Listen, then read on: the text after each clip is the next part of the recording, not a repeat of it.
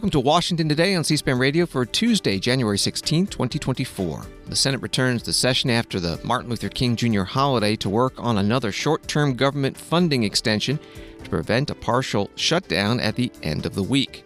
The House is back as well, taking up relatively non-controversial bills. No roll call votes today, though, due to the snowstorms across the country making travel difficult, and the federal government was also closed because of the snow in the D.C. area. House and Senate tax writing committees unveil an $80 billion bipartisan bill that will expand the child tax credit and restore business tax breaks. We'll talk about it with Toby Burns, economics reporter with The Hill, what's in the bill and its chance of becoming law.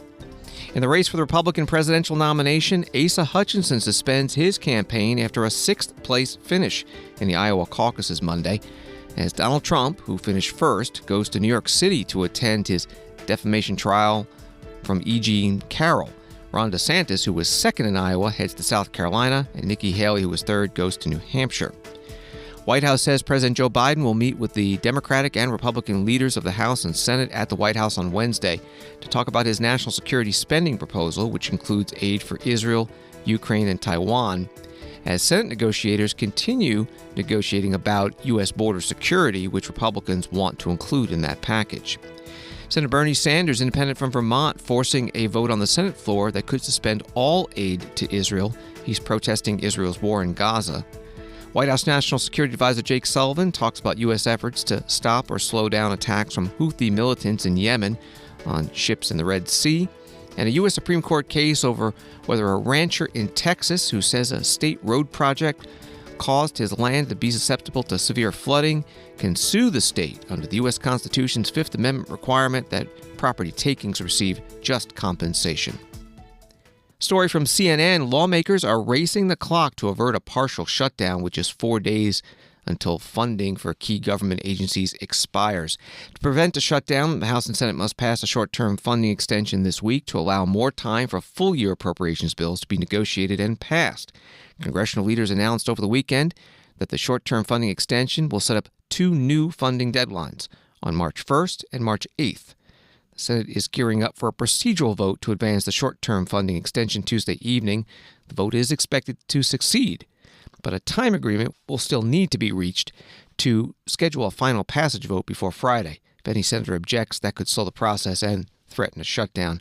That was from CNN. The Senate Majority Leader Chuck Schumer, Democrat from New York, spoke about this on the Senate floor. Over the weekend, congressional leadership reached a bipartisan agreement on a clean extension of government funding until March 1st and March 8th, which will prevent a government shutdown.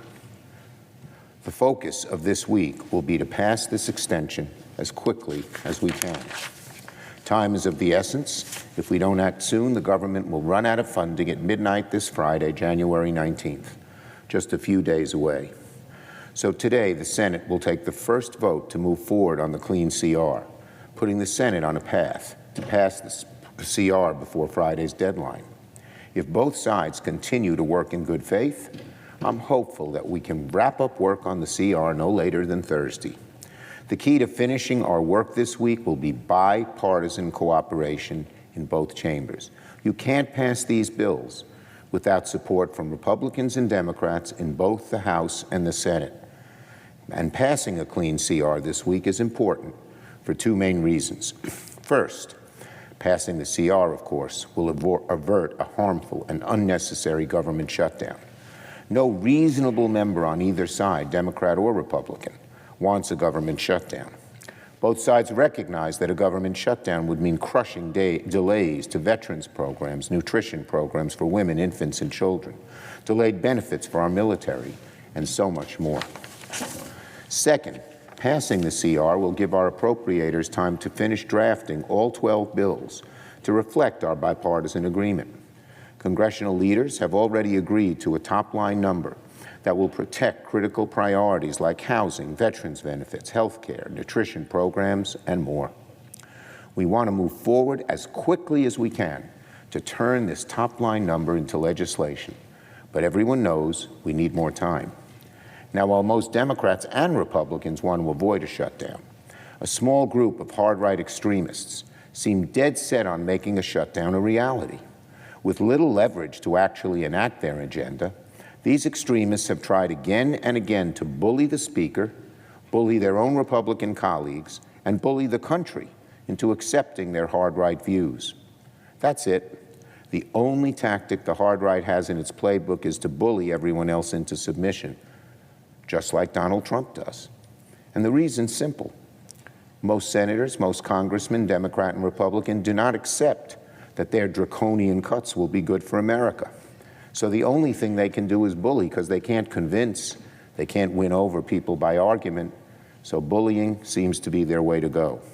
Senate Majority Leader Chuck Schumer, Democrat from New York, today on the Senate floor. The proposed continuing resolution to extend government funding and avoid that shutdown, broken into two parts, as the Majority Leader said. For March 1st, that would be the deadline for 4 appropriations bills: Agriculture, Rural Development, FDA; Energy and Water Development; Military Construction, Veterans Affairs; and Transportation, Housing and Urban Development. And for March 8th, the remaining 8 appropriations bills: Commerce, Justice, Science; Defense; Financial Services and General Government; Homeland Security; Interior, Environment; Labor, Health and Human Services, Education; Legislative Branch; and State and Foreign Operations. Here's the Senate Minority Leader Mitch McConnell, Republican from Kentucky, on the Senate floor. House and Senate negotiators work hard to reach an agreement on top-line government funding levels for the current fiscal year. And work continues to deliver full-year appropriations through regular order. Shutting down the government, even part of it, would interrupt this important progress. That's why today the Senate will begin the process of passing a short-term extension of government funding to allow this work to continue. I'm grateful that the Speaker of the House was able to secure serious rollbacks on reckless spending, but it remains to be seen whether the Biden administration intends to get serious on its responsibility to provide for the common defense. For 3 straight years, the President has turned in budget requests with real dollar cuts to funding America's armed forces. Even a quick glance around the world shows how little we can afford to shortchange the men and women tasked with defending the United States and our interests. We need to take this responsibility seriously.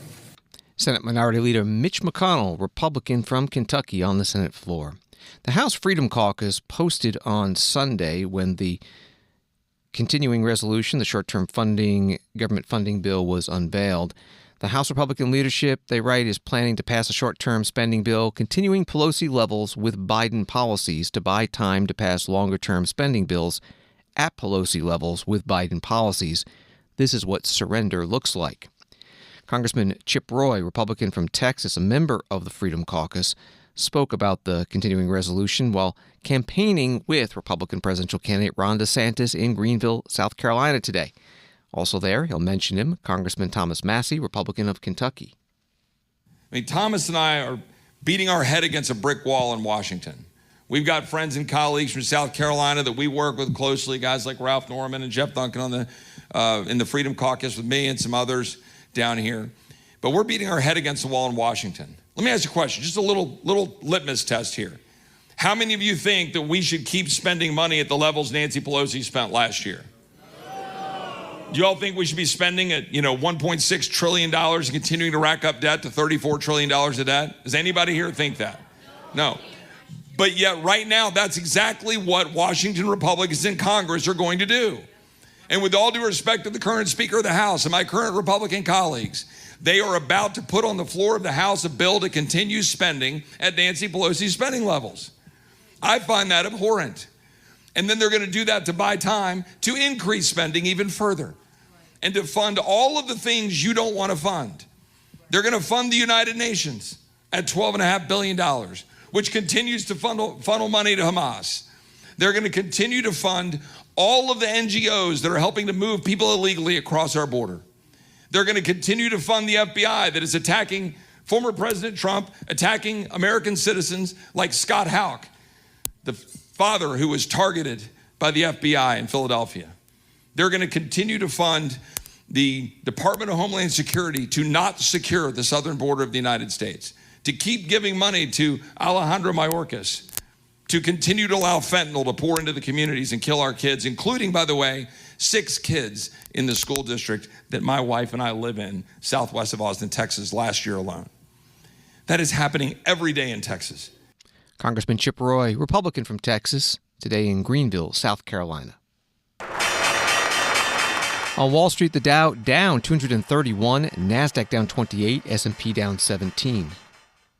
Headline at thehill.com, House Senate tax chiefs announce deal on business deductions, low-income credits. Toby Burns is an economics reporter for The Hill who wrote that story, joins us now on C-SPAN Radio. Thanks for being with us. What is in this proposed bill? Well, what we're really seeing here is an exchange for an expanded version of the child tax credit for some business deductions that have been very important to businesses around the country for the past couple of years. This has been something that has been in the works actually for a couple of years now. We saw at the end of both last year and in 2022 a version of this surface, and it didn't come to pass in previous versions of these negotiations. But now tax writers, both from the Senate Finance Committee and from the House Ways and Means Committee, have something that they think could make it into law, and so now it goes to leadership. This was announced by a Republican chair of the House Committee, a Democratic chair of the Finance Committee, bipartisan. Is that unusual? Yes, it is, but the nature of these deductions and tax credits is such that they have had bipartisan support.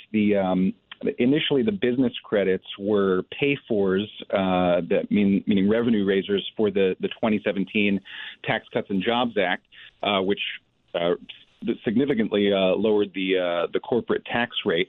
And those business credits, which are really about depreciating costs and making interest payments deductible and research investments deductible, those have had widespread precedent and support in the business community for a long time. So they have some bipartisan backing there, and the child tax credit, which was expanded under the 2017 Tax Cuts and Jobs Act, also has support from both Republicans and Democrats. So while it's unusual to see this sort of procedural push here, these tax credits are popular on both sides of the aisle.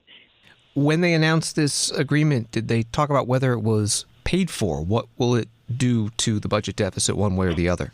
Yeah, so it's about a $70 to $80 billion expense for both of the main credits here, the child tax credit and the business credit. And the way that they're proposing to pay for it is by ending a program called the Employee Retention Tax Credit, which has become quite controversial. It was one of these things that was boosted in the wake of the pandemic to make sure that people could keep their jobs. There's a similar one in the Paycheck Protection Program, but since that has really been out there and businesses have been making use of it, there's been a lot of promotion and marketing around this, and basically it's turned into sort of a hotbed of fraudulent business activity, with a lot of people claiming this, a lot of business owners claiming this that aren't really using it in the way that it's been intended to be used. So they're going to get rid of this program, the Employee Retention Program, and they're going to use that to pay for these credits. We're talking with Toby Burns from The Hill. You said that this now goes to leadership. Do we have any indication yet whether they'll accept it and how they might push it? We don't, and we don't know about a vehicle for this. We just had a continuing resolution passed over the weekend, and that will fund the government into March. So we're not sure how exactly this could manifest in terms of a physical piece of legislation. But some rank and file senators have already said that this is a good idea. that this is something that they'd be willing to consider. And there's also been some speculation that, which this would be pretty rare, but for a tax bill to make it to the floor on its own, as opposed to having it be included in a larger piece of legislation. So there's a lot happening on the budget side right now, with appropriators working to hash out 2024 deals, and so we could see it pop up in that context, and we could also see it pop up as a standalone. And you also note in your article that tax season starts on January 29th, but we have seen when these bills pass, sometimes they make the provisions retroactive. That's right, yeah. So some of the provisions in this bill, too, and it doesn't just include, I should say, it's not just the CTC and the business credits. There's also some additional disaster funding that's put in there. There's also a deal. Part of it is on nixing double taxation for Taiwan as we move some semiconductor manufacturing over to the U.S. and give. So we want to give lawmakers want to give an advantage to some of those Taiwanese companies as well. But some of those provisions actually go back to 2023 as well. So seeing some retroactive action here is possible as well. Toby Burns is reporter with The Hill, covering economics policy, focus on taxes. You can find his stories at thehill.com and on X at Toby Burns1.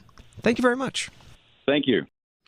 Campaign 2024 news after Monday night's Republican presidential caucuses in Iowa, in which the top three finishers were Donald Trump, 51%, Ron DeSantis, 21%, and Nikki Haley, 19%. Today, Asa Hutchinson, former Arkansas governor, suspended his presidential campaign. He came in sixth. He received fewer than 200 votes statewide.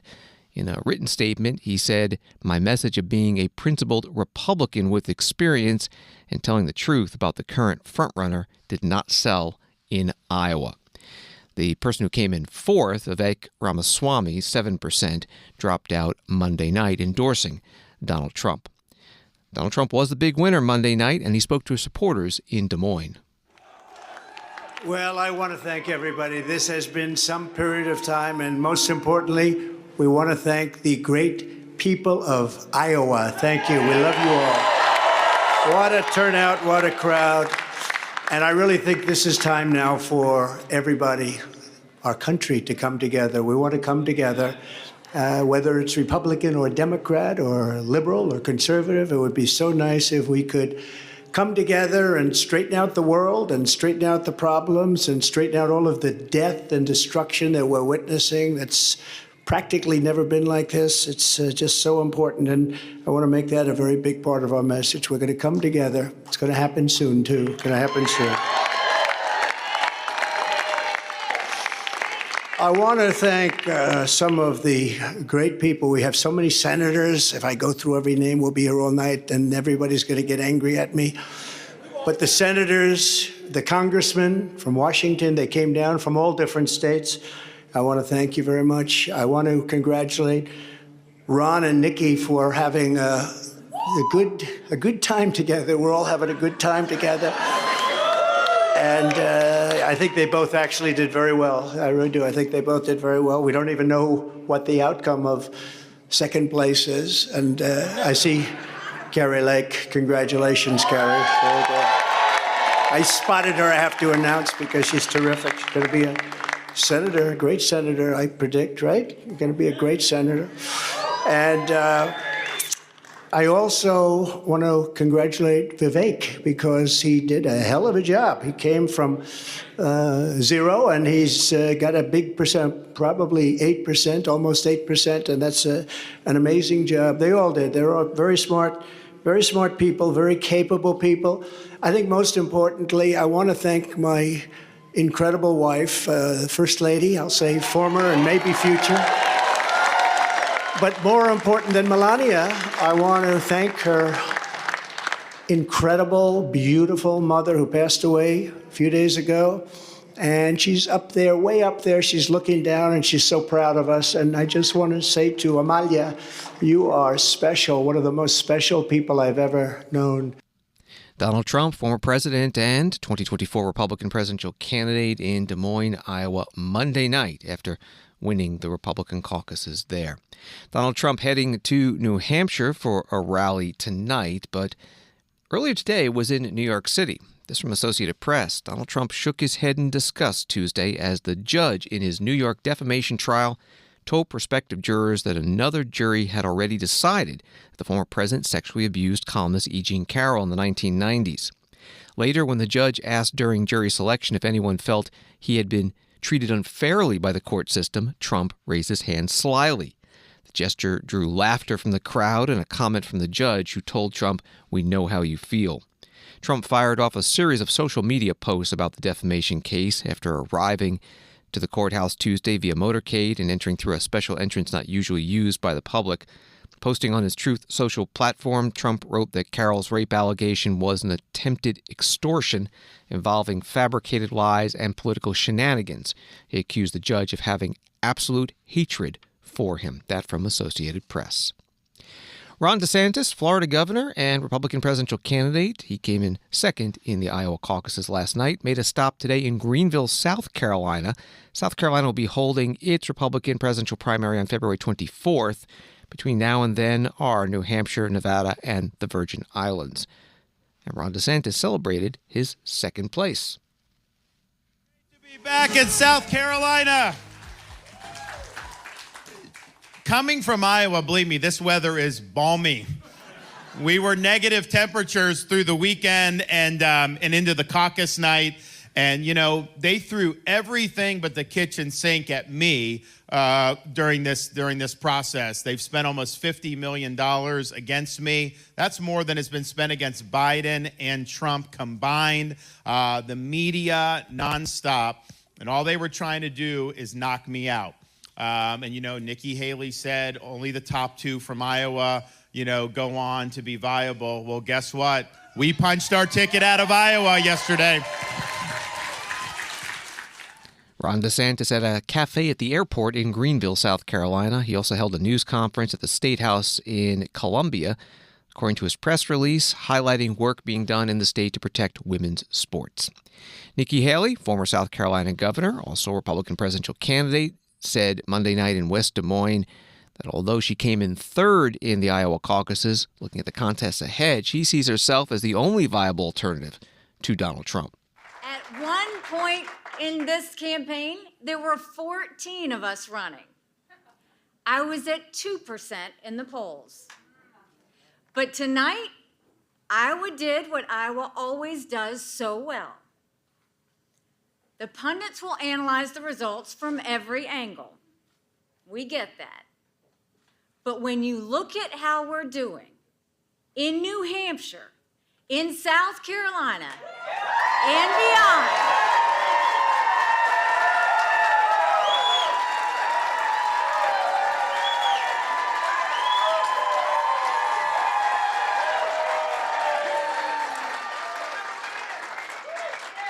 I can safely say tonight, Iowa made this Republican primary a two-person race.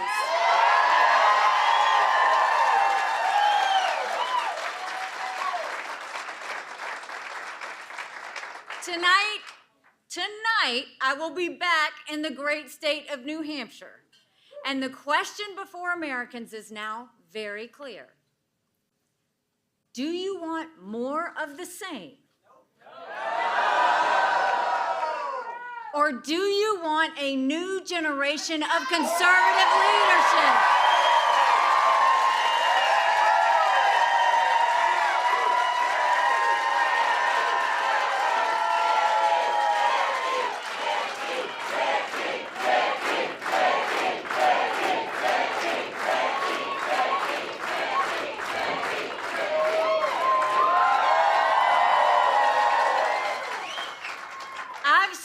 A lot of hard truths to America, and here's another one.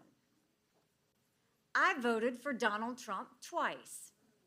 I was proud to serve in his administration. But when I say more of the same, you know what I'm talking about. It's both Donald Trump and Joe Biden. They have more in common than you think. 70% of Americans don't want another Trump-Biden rematch. Nikki Haley Monday night in West Des Moines, Iowa, and she does have a rally planned for tonight in New Hampshire. In a statement today, she said that she would only participate in debates from now on that include Donald Trump or President Biden. She writes, "We've had 5 great debates in this campaign. Unfortunately, Donald Trump has ducked all of them. He has nowhere left to hide. The next debate I do will either be with Donald Trump or with Joe Biden. I look forward to it."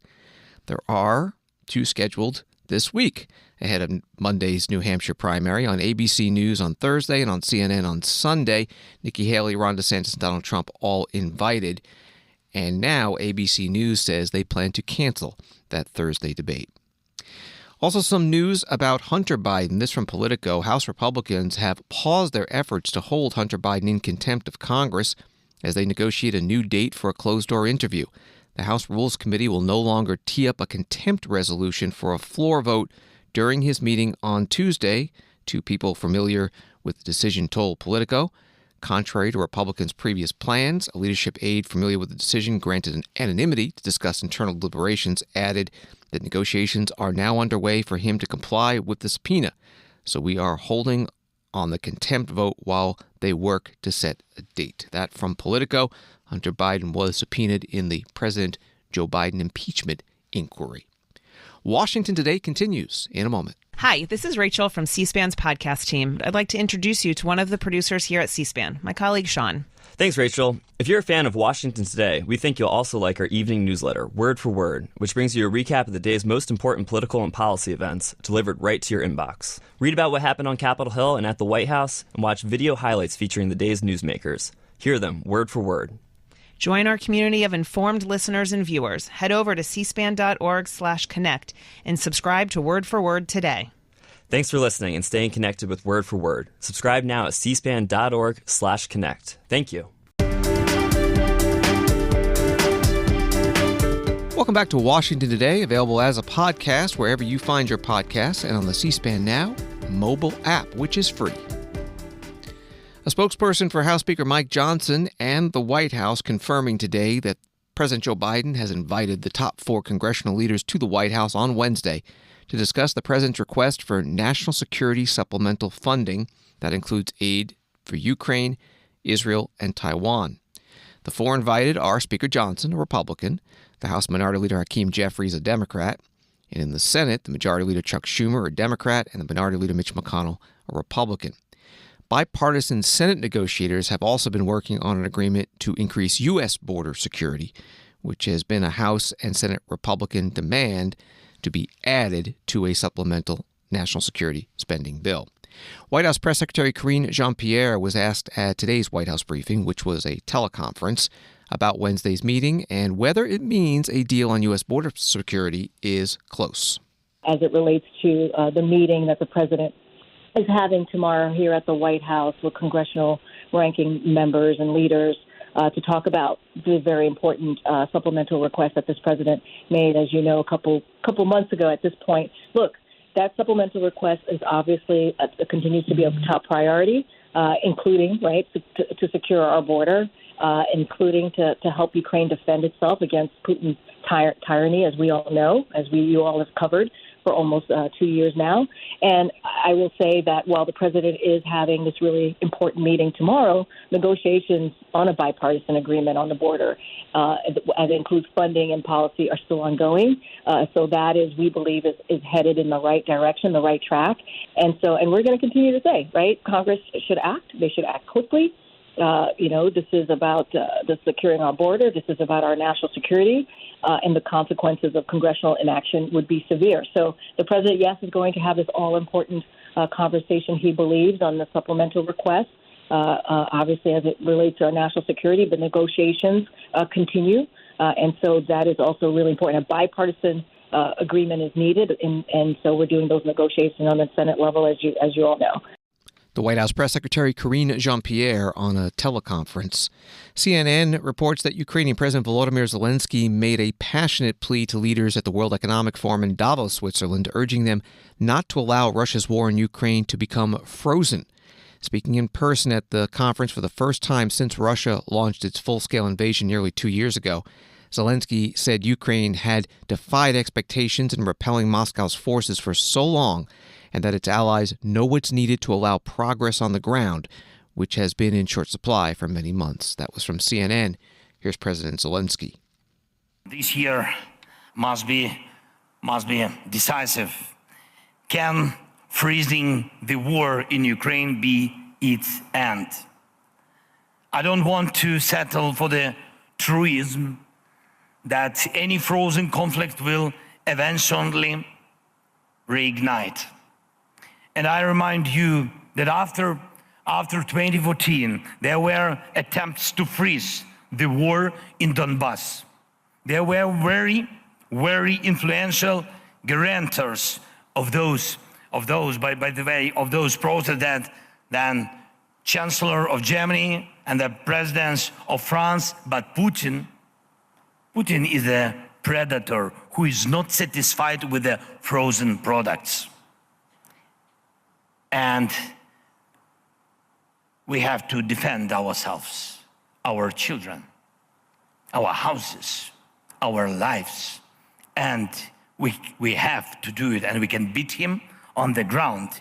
We have proved it, and at sea and in the skies. And we ramp up production of weapons. We achieved economic growth in Ukraine. Our GDP is moving up despite the war, plus more than 5% last year. And we got the decision on EU accession negotiations, and we are normalizing the idea that the aggression can be defeated, even Putin's aggressions, which have been ongoing for 10 years and more. And now we can say, don't escalate, to all who doubt, to all who want to reduce support. Ukrainian President Volodymyr Zelensky at the World Economic Forum in Davos, Switzerland. Reuters reports that he met senior officials earlier on the sidelines of the forum, including U.S. Secretary of State Antony Blinken, U.S. National Security Advisor Jake Sullivan, NATO's Secretary General Jens Stoltenberg, and international investors such as executives from J.P. Morgan. Jake Sullivan also gave a speech at Davos and sat down for an interview covering many topics. One was the ongoing drone and missile attacks on ships in the Red Sea by Houthi rebels in Yemen, supported by Iran.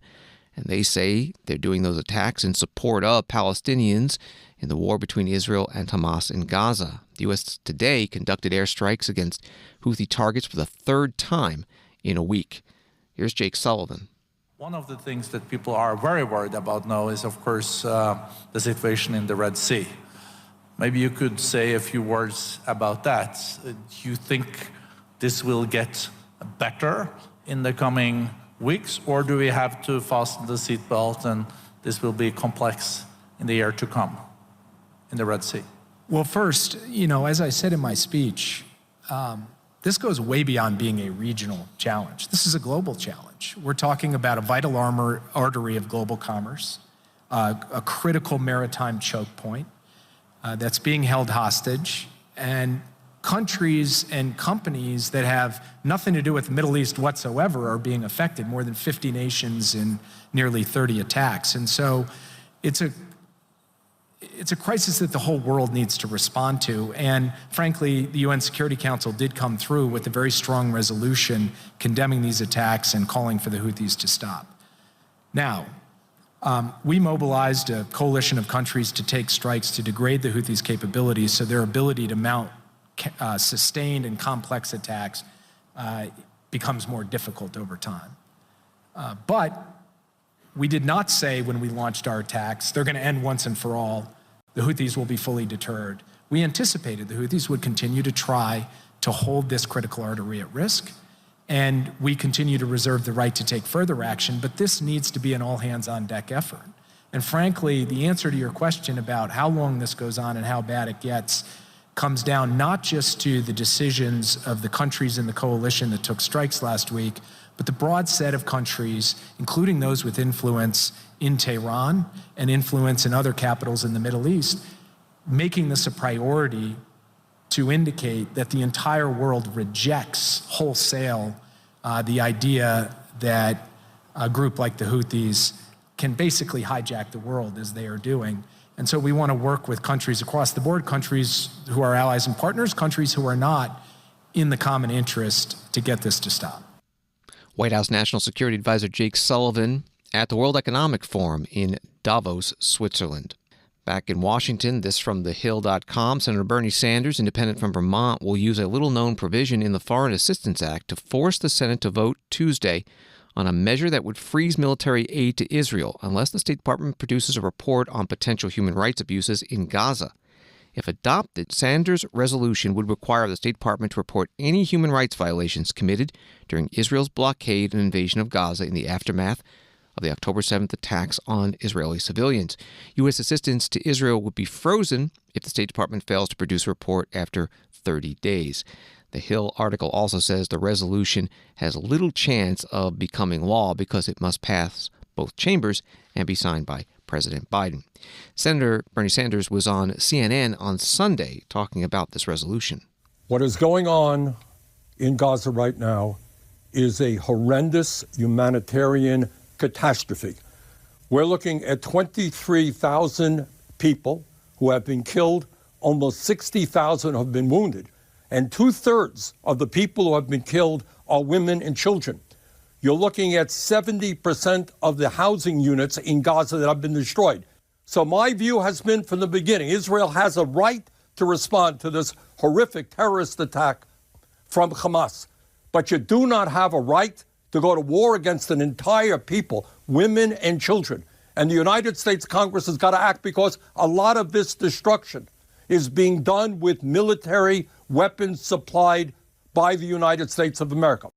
Senator Bernie Sanders, independent from Vermont, on CNN's State of the Union program on Sunday in anticipation of the vote tonight on his resolution. White House spokesperson John Kirby put out a statement opposing Senator Sanders, and it reads, "We do not believe that this resolution is the right vehicle to address these issues, and we don't think now is the right time. It's unworkable, quite frankly. The Israelis have indicated they are preparing to transition their operations to a much lower intensity, and we believe that transition will be helpful both in terms of reducing civilian casualties as well as increasing humanitarian assistance." That statement from White House spokesperson John Kirby. John Kirby spoke about that lower intensity in a White House teleconference today.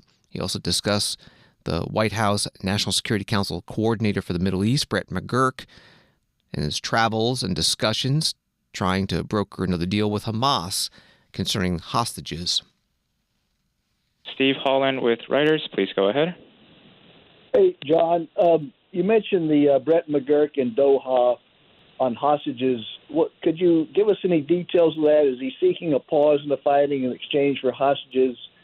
How close are they to a deal? What's going to happen?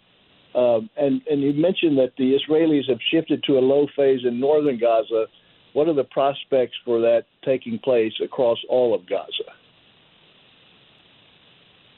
Thanks, Steve.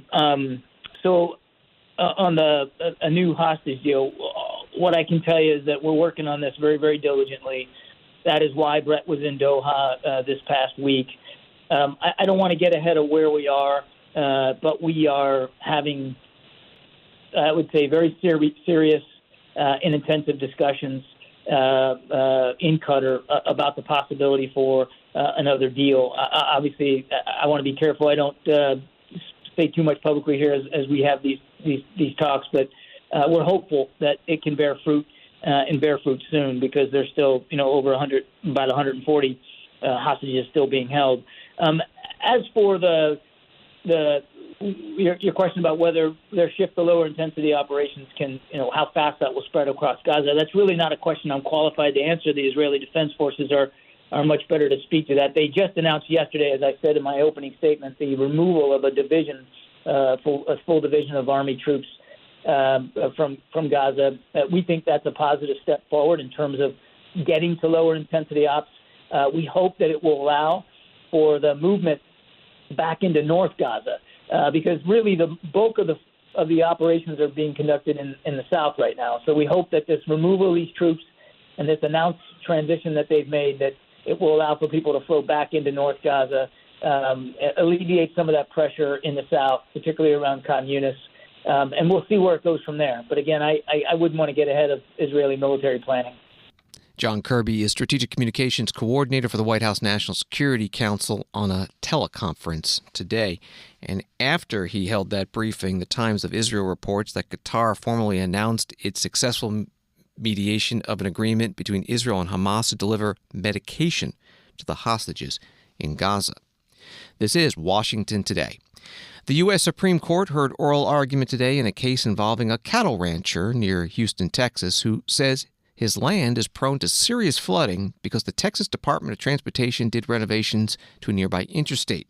The issue before the U.S. Supreme Court is not whether Richie DeVilliers deserves compensation and how much, but whether he can sue Texas under the Takings Clause of the U.S. Constitution's Fifth Amendment, absent a law authorizing that type of suit. Here is Supreme Court Justice Samuel Alito questioning Robert McNamara, attorney for Robert DeVilliers. The language of the Takings Clause is quite similar to the language of the Due Process Clause in the Fifth Amendment, which immediately precedes it. No person shall be deprived of life, liberty, or property without due process of law, nor shall private property be taken for public use without just compensation. So why should they be read differently with respect to the creation of a cause of action? I don't think they have to be read differently, Your Honor. I think if there's an ongoing due process violation, a plaintiff could bring an ex parte Young action. Ex parte Young was not a 1983 action. No, not ex parte Young, but a claim for damages. Well, I think that's the difference here, that we're not seeking damages. We're seeking just compensation. We're not saying there was a past completed violation of the Constitution and we want something to offset that. We're saying the government has taken property which gives rise to a present duty to pay just compensation. And we want the present obligation enforced, not a backwards-looking damages remedy concocted or created.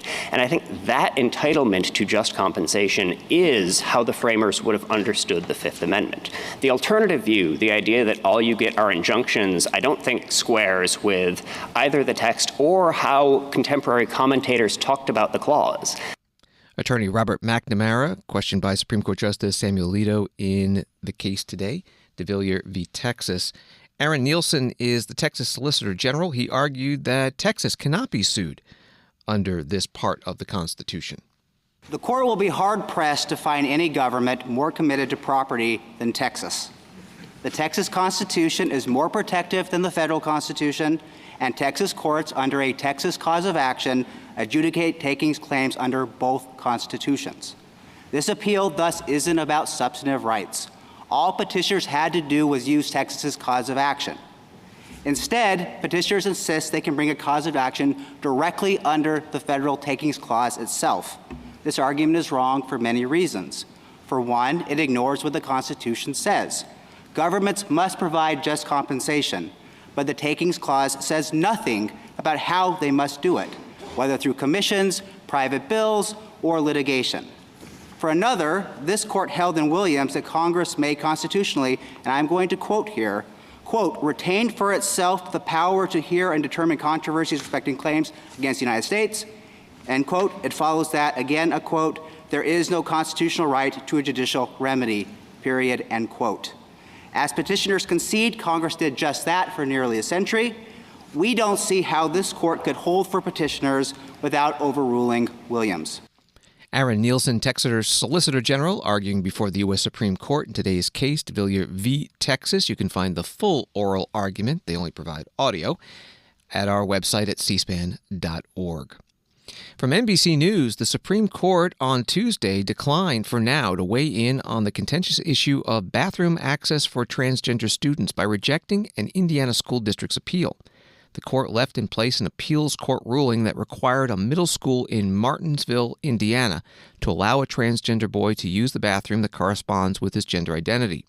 At issue was whether either the Constitution's 14th Amendment, which says that the laws apply equally to everyone, or Title IX, the federal law that prohibits sex discrimination in education, protects transgender students in that context. Reporting from NBC News. And thanks for listening to Washington Today. Sign up for C-SPAN's evening newsletter, word for word. It's free, and get the stories making headlines in Washington sent to your inbox every day. Subscribe at cspan.org/connect. Have a good night.